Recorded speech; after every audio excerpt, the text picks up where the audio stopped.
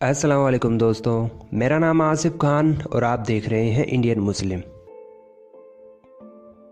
यह एक Afro American जाने माने क्रांतिकारी मेलकम एक्स की इस्लाम का अध्ययन करने और फिर इसे अपनाने की दास्तां है। मेलकम एक्स ने अमेरिका की रंग भेद की समस्या का समाधान सिर्फ इस्लाम धर्म में पाया।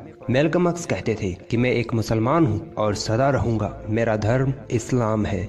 जाने माने और क्रांतिकारी शख्स मेलकम एक्स का जन्म 19 मई 1925 को नोबरास्का में हुआ था। उनकी माँ एक घरेलू महिला थी जिनके 8 बच्चे थे। मेलकम के पिता एक पादरी थे जिनका नाम अर्ल लिटिल था। वे काले लोगों के राष्ट्रवादी नेता मार्कस गर्वे के कट्टर समर्थक थे और उनके कार्यकर्ता के रूप में जुड़े हुए थे। इसी वजह से गोरे लोगों की तरफ से उनको धमकियां मिलती थी और एक दिन उनको मार दिया गया। मेलकम उस वक्त 4 साल के थे। मेलकम बचपन से ही चतुर और होशियार विद्यार्थी थे। वह हाई स्कूल में अपनी क्लास में टॉप रहे, लेकिन जब उन्होंने अपने प्रिय अध्यापक से वकील बनने की अपनी मंशा को जाहिर किया तो वह टीचर बोला, तुम जैसे निग्रो स्टूडेंट के लिए वकील बनने के सपने देखना सही नहीं है।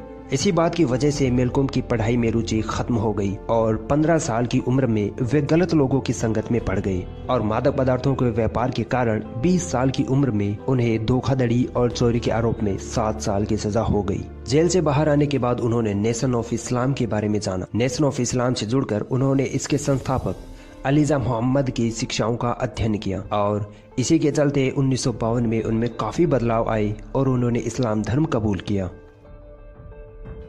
मेलकम एक्स की कोशिशों से इस संस्था का काफी विस्तार हुआ।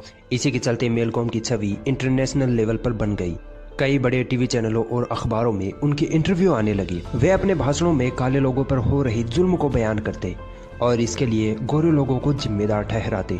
12 मार्च 1964 को मेलकम ने कुछ अनबन के चलते अलीजा मोहम्मद की संस्था द नेशन ऑफ इस्लाम को छोड़ दिया और सच्चे इस्लाम की खोज में निकल पड़ी। मेलकम एक्स कहते हैं कि कई मुसलमानों ने मुझसे कहा कि मुझे डॉक्टर महमूद यूसुफ शाह वर्बी से मुलाकात करनी चाहिए और एक दिन ऐसा ही हुआ। एक पत्रकार ने हम दोनों की मुलाकात करवाई। शाह वर्बी ने मुझे बताया कि वे मेरे बारे में अखबारों में पढ़ते रहते हैं। हमारे बीच लगभग 15 मिनट तक बातें हुई। विदा होने से पहले यूसुफ शाह वर्बी ने मुझे जो एक बात बताई वह मेरे दिल और दिमाग में गहरी बैठ गई। उन्होंने कहा, कोई शख्स उस वक्त तक सच्चा मुसलमान नहीं हो सकता जब तक वह अपने भाई के लिए भी वही पसंद न कर ले जो वह खुद के लिए पसंद करता है। हज का सफर जिसने मेलकम की जिंदगी बदल दी। मेलकम कहते हैं, हज मेरी जिंदगी का वह पल था जब मैंने गोरे लोगों का दूसरा रूप देखा। यहाँ मैंने महसूस किया कि यहाँ गोरे आदमी का अर्थ सिर्फ उसका रंग गोरा होना है और कुछ नहीं, जबकि अमेरिका में गोरे आदमी के मायने हैं काले लोगों के प्रति गलत मानसिकता और भेदभावपूर्ण व्यवहार करने वाला शख्स। लेकिन मैंने महसूस किया कि मुस्लिम जगत में गोरे लोग इंसानी भाईचारे में ज्यादा विश्वास रखते हैं। उसी दिन से गोरे लोगों के प्रति मेरी मानसिकता बदलना शुरू हो गई। हज के दौरान मैंने देखा कि वहाँ हजारों लोग थे जो दुनिया के विभिन्न हिस्सों से आए हुए थे। यहाँ सभी रंग के लोग थे, गोरे भी और काली चमड़ी वाले भी। यहाँ सब एक ईश्वर की पूजा करने के लिए आए हुए थे। गोरे और काले लोगों की ऐसी एकता और प्रेम मैंने कभी कहीं नहीं देखा था।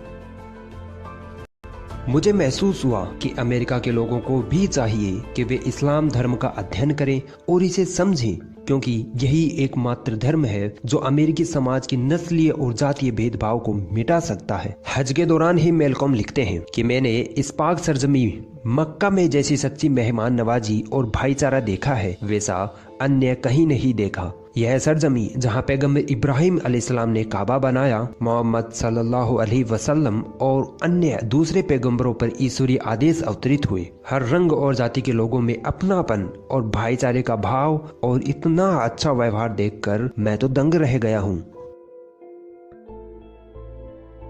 और उन्हें मौत के घाट सुला दिया गया। मेलकम एक्स के इस्लाम अपनाने और काले गोरे के भाईचारे के संदेश से अमेरिकी प्रशासन में खलबली मच गई थी। काले गोरे रंग के भेदभाव से ग्रसित मीडिया ने मेलकम एक्स के खिलाफ एक मुहिम चला डाली। मीडिया ने उन्हें एक राक्षस के रूप में पेश करना शुरू कर दिया कि वह तो हिंसा की पैरवी कर रहा है, वह जंग करने वाला लड़का बन चुका है। मेलकम जानते थे कि वे कई गिरोहों के निशाने पर हैं। इस सब के बावजूद वे इस्लाम की दावत को फैलाते रहे और जो वे कहना चाहते थे उससे डरे नहीं। मैल्कॉम एक्स को अपनी हत्या का अंदेशा था, बावजूद इसके उन्होंने पुलिस सुरक्षा की मांग नहीं की। 21 फरवरी 1965 को जब मैल्कॉम न्यूयॉर्क के एक होटल में अपने भाषण की तैयारी कर रहे थे, उसी वक्त 3 काले आदमियों ने उनकी हत्या कर दी।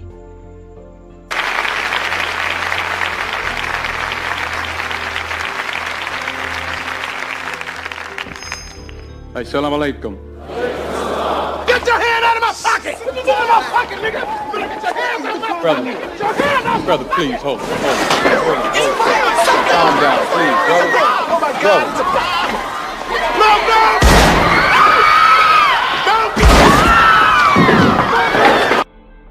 अगर ये वीडियो आपको पसंद आई तो इस वीडियो को लाइक ज़रूर करें और भी ऐसी इंटरेस्टिंग वीडियोस देखने के लिए हमारा चैनल सब्सक्राइब ज़रूर करें और इस घंटे को भी दबाएं ताकि जब भी हम कोई नई वीडियो डालें तो उसका नोटिफिकेशन आप तक सबसे पहले पहुंच जाए।